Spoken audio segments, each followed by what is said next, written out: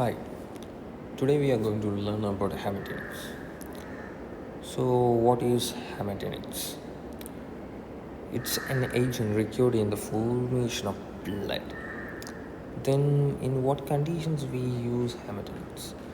So, in the conditions like anemia, we can use hematinics.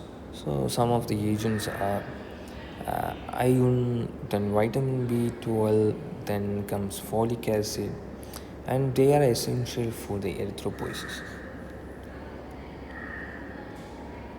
So let's see about iron. And the factors about iron are it's crucially for oxygen transport, energy production, cellular growth and proliferations. Then comes about iron absorption. So it's well absorbed in duodenum and upper jejunum.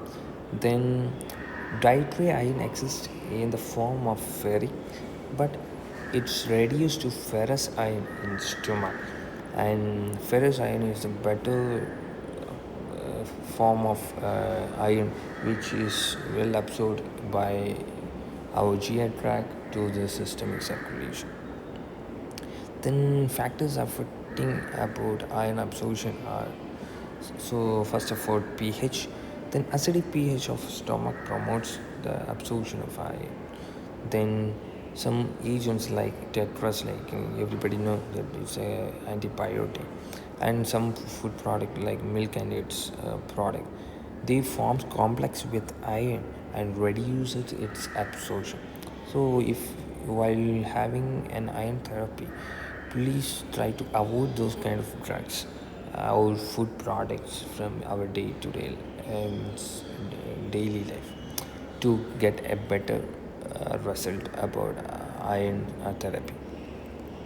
Then some preparations of iron, they are as a oral preparation, they are more preferred, and some other form like parenteral preparations are also available. So here guys, we can see about oil preparation. They can be seen as this uh, form of tablets, and some of the parental preparations like uh, we can see which this are the some formulations or preparations that we can get in our day-to-day market. Then and their combinations, and which is we can see very easily and very affordable price in our market. Then when we are starting up with an iron therapy, we have to see about the areas of iron. So the common areas are like nausea, metallic taste, and gastritis, then uh, blackening of stool, constipation, then straining of teeth with liquid preparations. So these are the most commonly seen areas while having an iron therapy. Metallitis, everybody know if somebody will having a metal in their mouth, how it will be tasted. Better salt taste. That same taste we will be getting if we is having an what iron tablet. So what are the things we can give as an advice to the patient who is in front of us? Just simple thing that we have to give an advice that they have to have tablets once after having their meals, that immediately after meals they have to consume the tablet, so they will be reducing the what ADR effect on while having the tablet. This may help in the reduction of ADR. Then comes clinical uses of all iron. So as previously when we start up its class, we have said for anemic condition we can use iron. Means this hematinics. So in iron deficiency anemia, we can give oral irons. Then other conditions like prophylactically food to prevent iron deficiency during pregnancy, lactation, then children during rapid growth period. We can give iron supplements as to prevent iron deficiency anemia. Then comes what? Oral, oral therapy or oral iron therapy administration. We can give 200 mg of elementary iron in the form of 2 or 3 divided dose after the meals. Okay, daily they can have 200 mg. I said whether it's two divided form like 2 times a day or thrice a day, they can give as a requirement. We can divide the dose up to 200 mg after meal. Then if after once after correcting the iron lows, but still they have to follow up to they have to continue drug up to 3 to 4 months to restore the iron loss. So how much iron they have lost from their body, still they have to maintain that storage back up to the previously how their iron was in their body, the same amount they have to maintain. So to maintaining or to storing back the iron, they have to continue medication to 3 to 4 months. Then parental iron therapy. So why we are using parental iron therapy is the patient is not tolerating with oral iron. If patient is having oral, if patient is not able to tolerate with oral iron, we can start up with the parental iron. Then severe malabsorption. In severe malabsorption means some difficulty with absorbing uh, from their GI tract. Then they can start with the parental iron. Then comes what? Chronic bowel disease. If the patient is having a chronic bowel disease, and automatically their GI will be very weak in absorbing the components to their system. So they also we can start up with the parallel line. Then comes severe deficiency in with bleeding.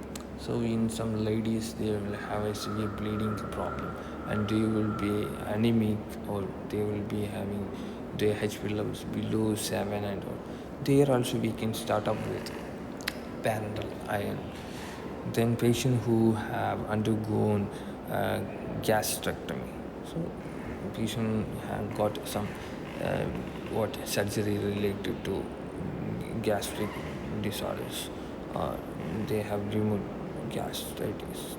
They have some problem with gastric, and they have a surgery in gastric GI tract. They can also start up with what parental lines.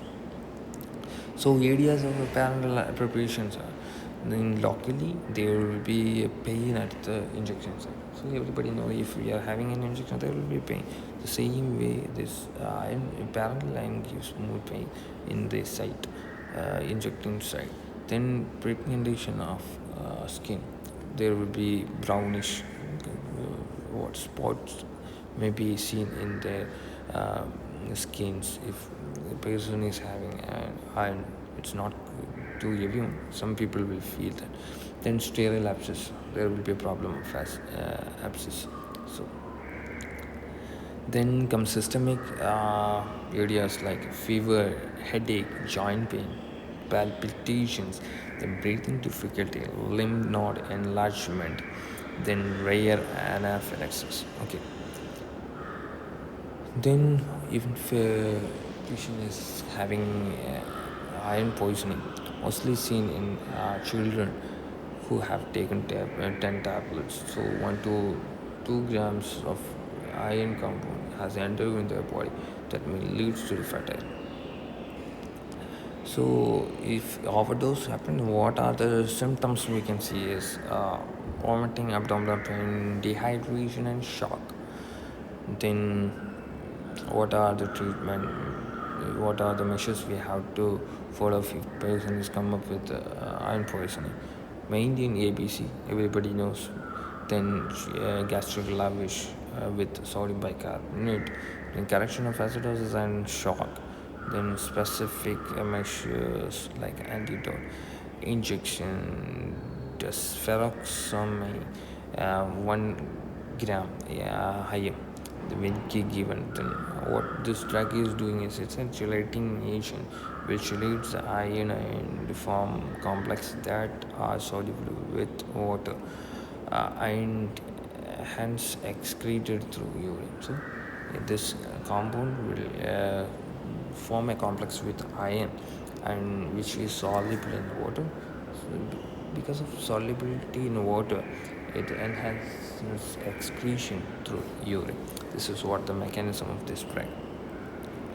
Then comes vitamin B12 preparation. They are water soluble vitamins essential for normal DNA synthesis. So they can be seen as an oral and parenteral form, and most commonly used drugs are cyanocobalamin, then hydroxycobalamin, methylcobalamin, vitamin multivitamin preparations containing vitamin B12. These are some of the what agents we can see in market. Then clinical uses, always vitamin B12 deficiency. We can start up vitamin supplements. In megaloblastic anemia, we can give. Then pernicious anemia, we can give. Then vitamin B12 neuropathics, we can give vitamin B12.